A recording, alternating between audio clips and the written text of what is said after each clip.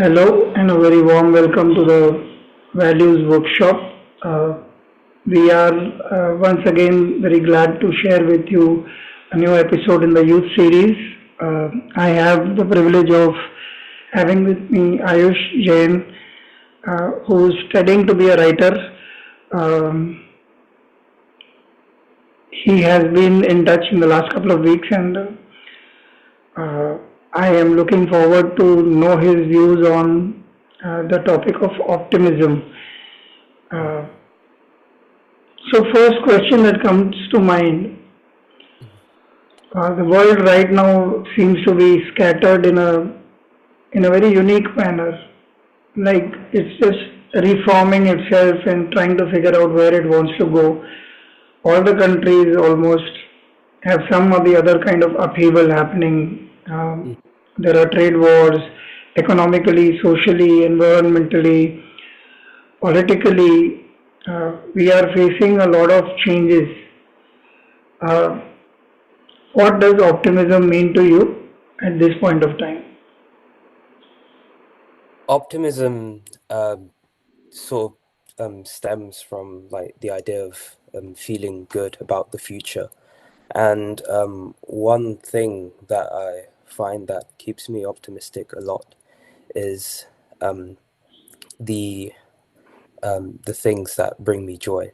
Uh, so, for example, reading books, reading literature, that keeps me optimistic because with books, with writing, with poetry, with all these things, there's this idea behind it where you're sort of expressing like yourself, you're expressing your I guess worries about the world or anything in that sort of realm or of understanding.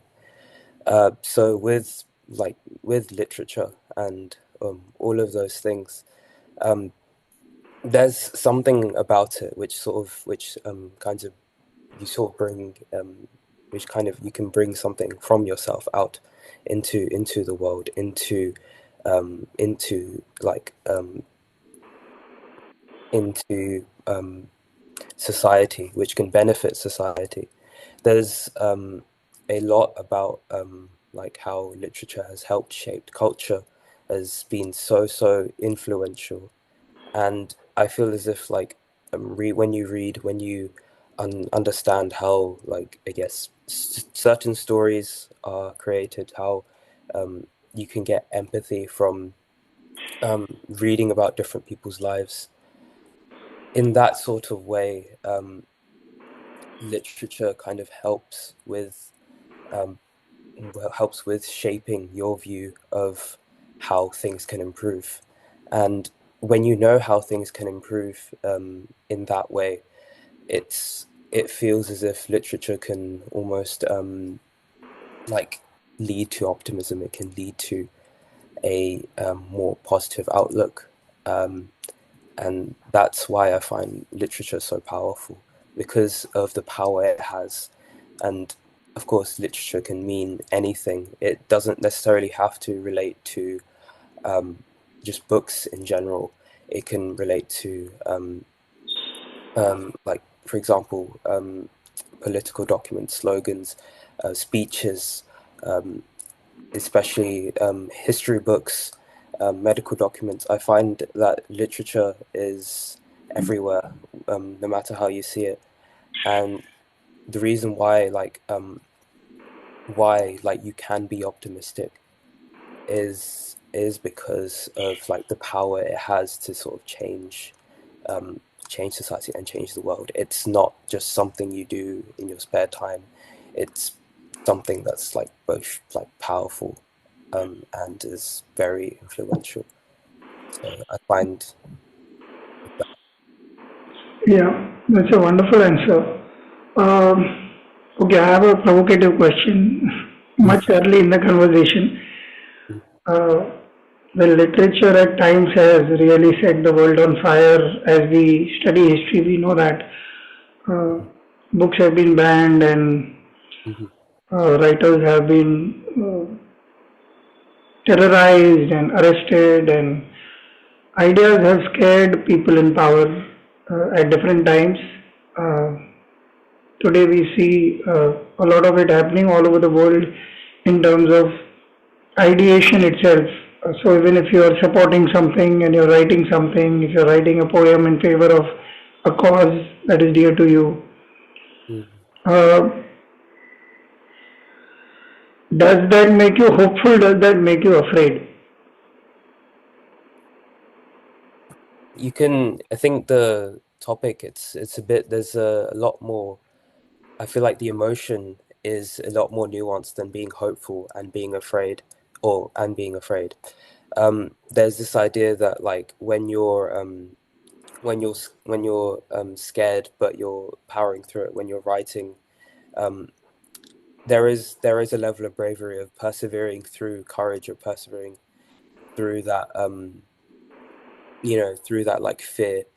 It's more of I think like optimism, instead of it being like, I guess like, oh, it's a positive way, oh, the positive, even that itself, there isn't like, there's nuance. Okay, what does positive actually mean?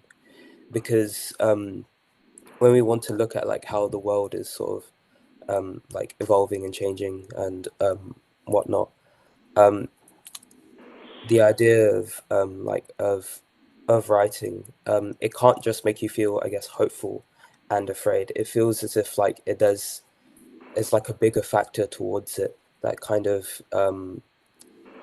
sort of makes you feel like, no, there is this necessary change that needs to happen. It's, you can't just think of optimism, I guess, as positive, but more as like, uh, I guess, yeah, no, there needs to be like this sort of outlook into, I guess, uh, change in the future, if that makes any sense, I guess. It does, it does.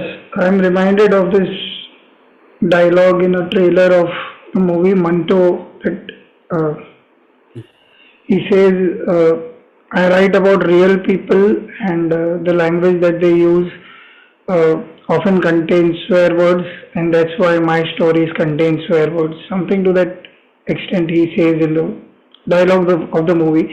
I have read a couple of his stories. Unfortunately, I have read them in English a long time back, and he wrote during the partition. He wrote about the horrors of the partition on individuals, and Hmm. obviously he's a legend, rightly so, in thought, in expression, in courage, like you said. Uh, and yet, I have read a lot of other literature or pieces from literature which are, so in one way, if I were to define, please correct me if I am wrong, is literature an expression of a truth that one can see and cannot hold back, so one has to write about it? So as a writer, you're compelled to express yourself because now you can see some part of it and you want to discuss this or put it out for discussion or put it out for uh, consumption even. Uh, why don't you look at this way of looking at things and let's discuss this, or let's find out what do you think about my writing? Obviously, because there is a market out there, you are putting out your views. There will be people who support you, there will be people against you.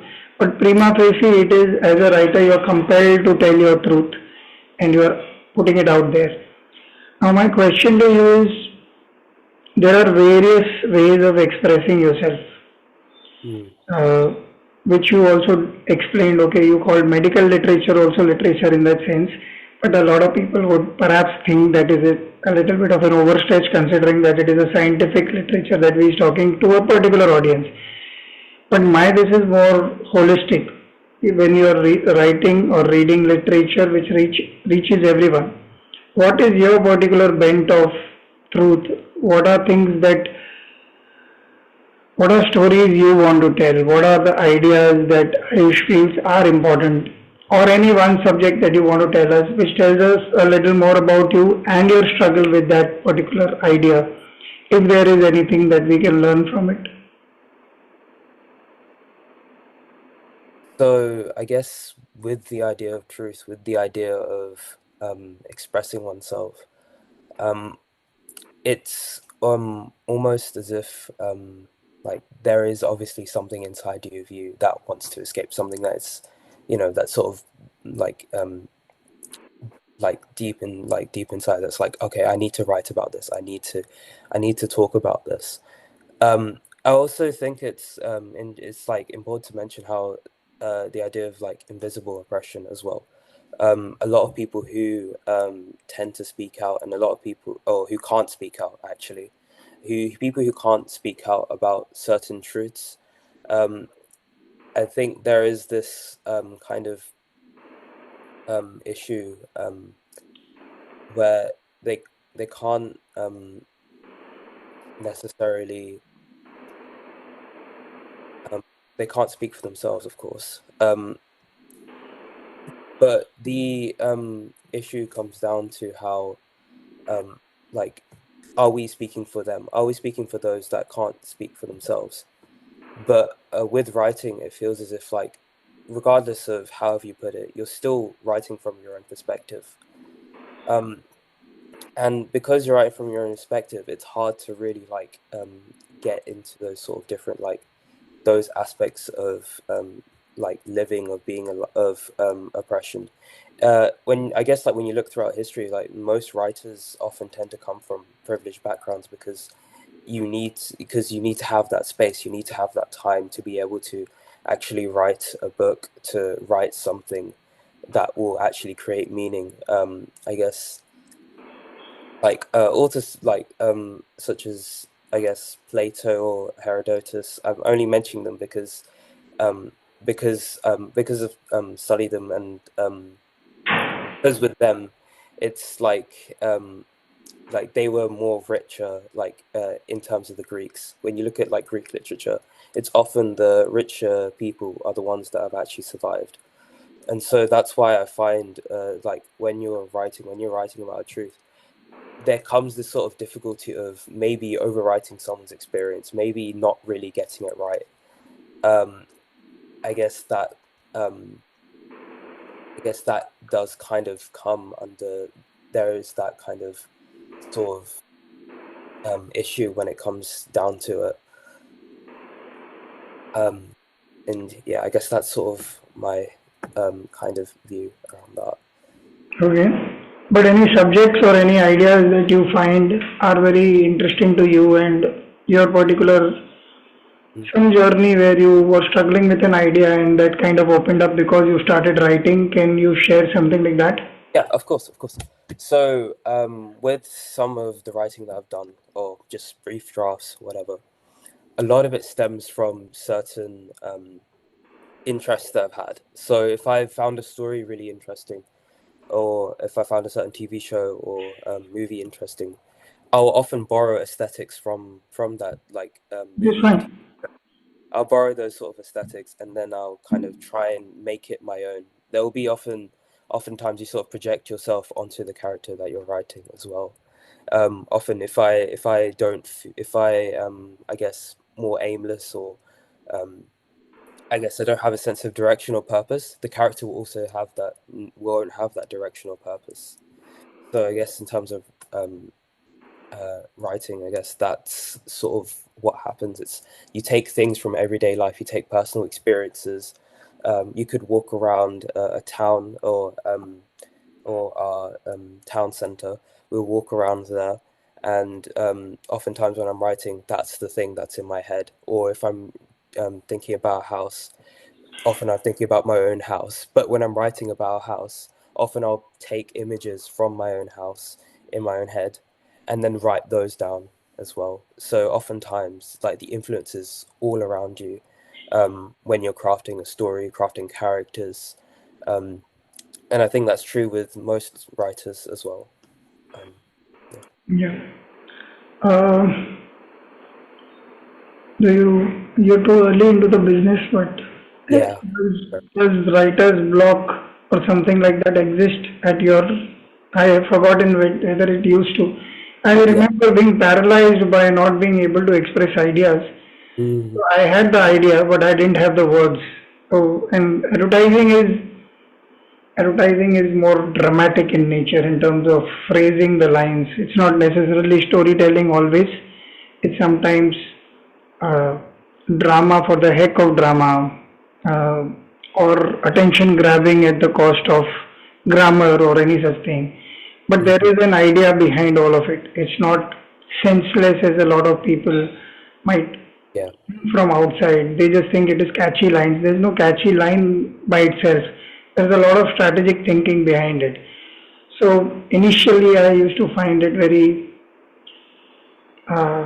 intimidating that I had the idea, but I didn't have the vocabulary or the understanding to convert it into a line or a thought which could be comprehensible for others. Yeah. And one funny episode that I do remember is there was an idea I was struggling with, and I think it was my second ad in the business. And I was trying to figure out the line because one ad had succeeded quite well and everybody loved it, and they were expecting the same magic in the second ad. And I had the idea, but I wasn't getting the line. And I kept struggling, and this was around 3 in the night, and me and my brother used to share a bedroom then, and uh, I just got up and I put on the light to write the line. There were no phones, there were no computers, nothing. Mm. And he screamed at me, and I was happy because I got the line, and it was troubling me. I couldn't sleep, and so this is Mm. one of the thoughts that has stayed with me as a fond reminder of what it meant to be a writer then. Any such stories for you? How do you face writer's block? Are there any habits, or does that not exist so early in your life? No, writer's block has always existed, especially for me. With writer's block, I often find that when you're trying to find an idea, you'll just be staring at a blank Word document or a blank page, and you'll just be thinking, um, you'll be thinking of like random things, but you won't be able to really piece two and two together. It's sort of hard to take like sort of ideas from your brain and try and put them into words. But one habit that I've tried to do recently is just to write just random things, and then if there's an idea from that, then you can take that forward. Um, but I guess it's also hard, especially because I've never actually written a full novel before. So so oftentimes like if you I think one thing that I often really like mentioning as well is imagery. And one thing I find powerful in stories is how they use that kind of imagery and symbolism through that imagery, through images like, for example, chairs, curtains, or like nature or any of those things. When they use imagery like that, oftentimes it's very like impactful in stories. It's not there just to look pretty. And that's why I find like if you can, that's why I find that when I write about like when to escape writer's block, oftentimes if I write about images, for example, that come in my brain, oftentimes I find that I can actually like write something. Um, Oftentimes I can write something that actually exists. Um, like one short story I wrote recently, I was just thinking of random things. So I was thinking, okay, a boardroom. I was thinking of a boardroom, and that boardroom was empty. And because it was like, okay, what do you do with an empty boardroom? I was thinking of, okay, a person is sitting in that empty boardroom. What is this person doing? This person's sort of fidgeting with a pen. And then I kind of tried to play along with that. Okay, what else is going on? Why is there no one in the boardroom? What's outside the boardroom? What's the corridor like? What's all these things like? And therefore, throughout collecting all these different images, you've already got a story going. Um, and I think that's kind of what's helped me, but that's also just one tactic that sort of helped with writer's block a little bit. Um, Mhm. Going back to what I spoke of earlier, mhm. how do you see the state of the world as of today? Does it disturb you? Does it provoke you? Does it make you go deeper within in terms of trying to find out, okay, what's my voice? What do I think about the world? Mm-hmm. Not necessarily politically, but yeah, politically as well, considering that whatever is happening is so strong that none of us can feel uh, that we can be isolated from these anymore. Uh, Mm-hmm. what is your particular worldview? Uh, Say, for example, climate change by itself. How does it affect you? What do you look at it as, or any other subject per se, which kind of touches you deeply enough to make you feel involved as a person, as a writer, as a young person? Since we are talking about optimism, how do you look at a future with the kind of restrictions that are coming upon us from various ways? Nothing right or wrong. Right now, they are what they are. Mm-hmm. So, one thing that does bother me a lot is, I guess, I think I mentioned this before about like invisible voices of people who don't really speak up, who you don't really know about, in terms of oppression. So oftentimes,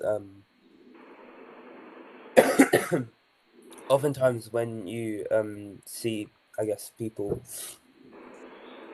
like poor people on the street, or example, someone who's suffering, you don't know their history, their backstory, or anything.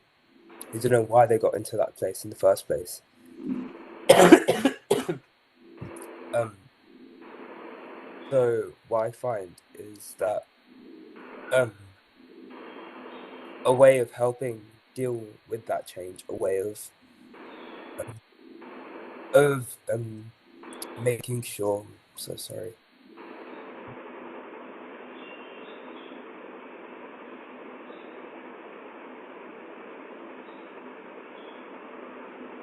Okay, so a way of like making sure that these people's stories are heard is to write, is to is to write about your own feelings about why those people are suffering. So, for example, if it comes to um, talking about, I guess in India, a huge thing is caste oppression as well, um, and conflict within those communities.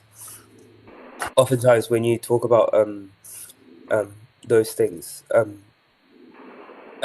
it's often like something that's usually unheard of unless you read about it in anything, in a novel, in a newspaper, in anything. But oftentimes, I think novels and literature in general often touch on like specific nuances that you won't find in history books, in media, in um in a lot of like stories. There's a lot of like layers that go into it. One book that I read as well that kind of goes into it maybe a bit too very deeply, and it's also a relatively disturbing book as well. The God of Small Things by Arundhati Roy. This book is in a lot of ways it's very brutal. It's very quite a tough read, but the reason why this book is necessary is because it goes into like the nuances of understanding like um the actual life that goes behind that goes on. You understand like why these people are like um why these people are oppressed, or why like certain things were collapsing, why there are certain issues within India. um I think with Arundhati Roy herself, like there was a lot that was like within her, within like what she wanted to write, and then she put that out into the writing itself, into the book itself. And I find that with me as well, there's a lot of invisible things that I don't know about. There's lots of oppression that occurs that I don't know about. But in order to have like a nuanced discussion, in order to have like a nuanced way of looking into that novel, you have to actually um, like write about it, but also learn about it as well. Um, what are your other friends into a discussion about as far as optimism is concerned? So when you're looking at the world, uh, obviously all kinds of people bring all kinds of views to any discussion. Uh, so as a generation, when you're moving around, what is your take on things? You did mention your take as a writer that the more we, that was my reading. Obviously, you didn't use those words, but the timeless truths that literature brings up gives you hope that once you study it, then you understand that no matter what the present is, there is always hope that things will change and change for the better. Mm. Uh, what are the kind of discussions you guys are having these days? And they can be not about the state of the world necessarily, but according to you, how do you see that kind of discussion influencing uh, your journey within? Not necessarily as an expression it comes out, because very often I find as a writer there are a lot of ideas I write about now, even if it is for my own pleasure or a poetry or something. So I realize that okay, this idea has its genesis in something I used to think 20 years back, but now I think exactly the opposite. So that variety of thought and uh, the ability to relook at my own premise is very interesting, because it Mm. surprises me. Okay, oh, this is how I have changed. So how do you see the discussion among the young from any country, not necessarily Indians? Uh, how do you think that influences you as a person, as a human being today? So, when we, of course, in Generation Z, um, when all of us talk, you said.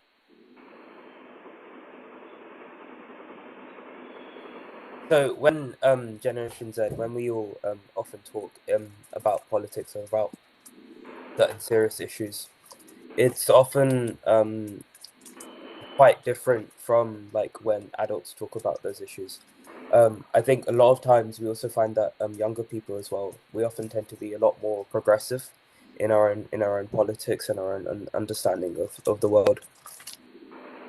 We've seen in many was it universities, there's been many very many demonstrations on Palestine and um, on that conflict as well.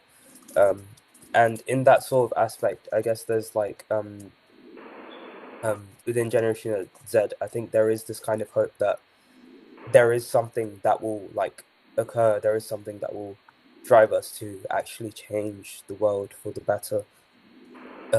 It feels as if that like people around me. While sure, of course, there are people who are a bit more who aren't necessarily as active or want to I guess like change the world in general for the better. But there are people who still want to make that effort, and I think there is an undeniable proof of that. And there is like a lot of people who really want to make a change and really want to make an effort. So I think that's, I guess, the way I see it. Oh, wonderful, because this brings to a favorite topic of mine that I've been contemplating very often, but I did not have it clear in my head how I was phrasing it. Just Mm, because of the answer that you gave right now, I it kind of became clear. mm, So one of the problems, even as I was growing up, I realized, and because again I have a teen kid, so there is always a sense of healthy rebellion against established practices, whether at home or the society or any such thing. There is always a question why, or why can't it be better, or what is it and what does it really imply. So there are a lot of nuanced questions that come up which otherwise does not strike us because we take it for granted. So as Indians, one simple thing, uh, so we pay respect to our elders in a very particular way. So if I were to meet your grandparents or parents, and if they are elder to me, then I'll bow down to them. And uh, mm, this is just an example, not that this comes up very often at all. But I'm saying, so why do we need to bow down? In the West, we talk to each other respectfully and yet use their first names. Uh, so these kind of things, sort of things keep on coming. So my question to you is, The demonstration may be right or wrong politically. We will, that's a separate discussion that can go on for a longer time. But the demonstration by itself says that we are unhappy with the way things are. Mm-hmm. We want another point of view to be discussed or come on the table, or at least uh, a different set of voices that need to be heard. You need to hear us, so we are shouting, so we are coming together, so we are getting louder about it. If I were to see it objectively. Now the problem all over the world, I find that people who are older are holding the reins to any kind of institution, political, capitalistic, uh, any other power institution. There are very few youngsters uh, who are say 25 something. There will be, obviously there will be exceptions to this rule, but more Mm-hmm. often than not, people are say 40 and above, if nothing else. This too, I am being a little generous. I think most of them are 60 and above in terms of power and absolute power. They decide the rules, the legislations, the power structures within the organization, within the countries, within the diplomacies. Uh, is there any such discussion ever happening among the young where you are thinking that we need to have a voice which is, so there are youth wings of every political system also, for example. There are smaller platforms available. Yeah. But I'm saying if Instagram is ruled by the youth, where is that voice in totality? In totality, it can't be about influencers and content creation and funny reels or serious reels or knowledge dissemination. I'm saying there is no coming together of thoughts in terms of a bigger voice, a Mm-hmm. saner voice, or a fresh voice, for want of a. If I am not, you could be wrong. I'm saying we could be right. The older generation could be right, but I'm saying there is no voice coming from a generation that is going to live in the world. We'll all be gone in 20 years, 30 years. So if you guys are coming there as a generation, how do you ensure that this voice comes up, and this you can play upon the optimism part of it, or uh, why are you not dejected is also a question that is running in my head. Like I was thinking that even I have always been optimistic in that sense, but off late I have a complicated version of things, but it is pessimistic most of the time in the sense that you got to get up and change things that are required to be changed, and they will not change unless you change them. So you work on them, and whatever your agency, whatever your power, whatever your chosen method, Mm-hmm. uh, obviously non-violent in my head, obvious, because that means otherwise you are crushing the other point of view. Yeah.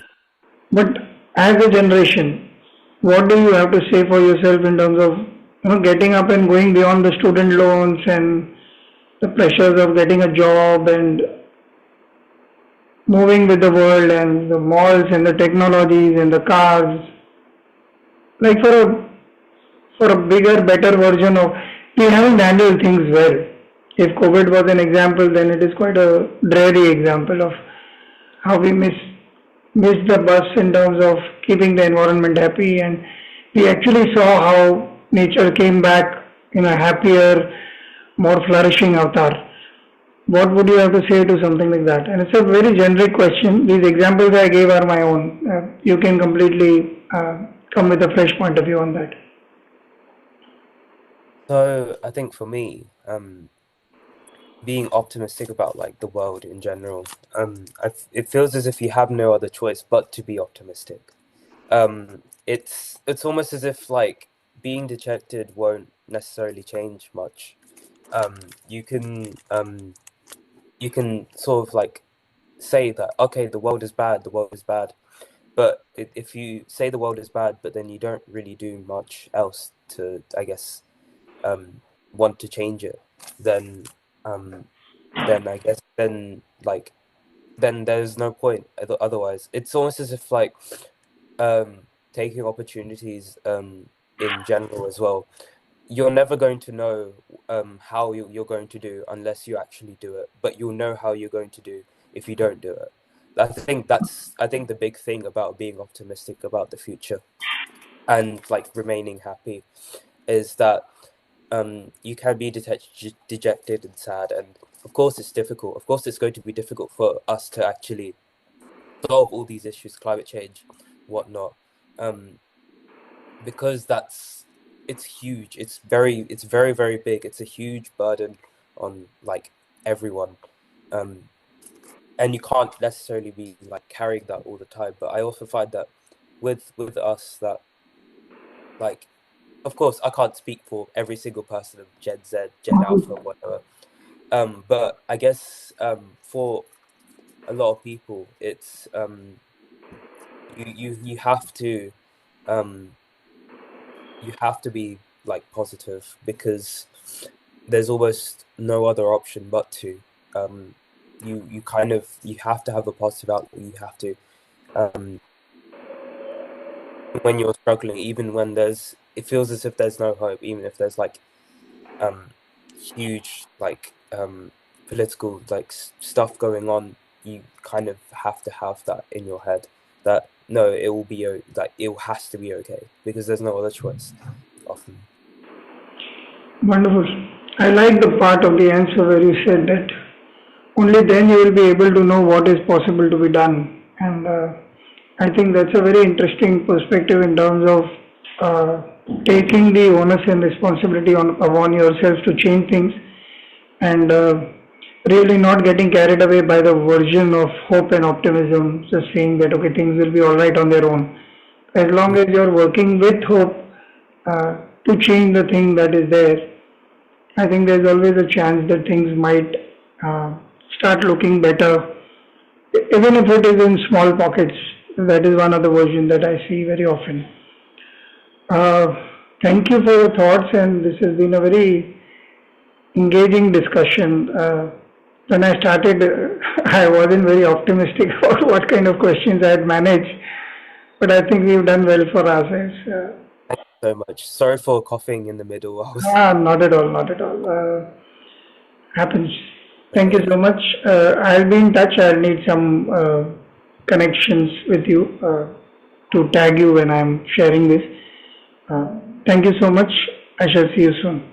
Thank you, Uncle. Thank you. Bye bye. Bye.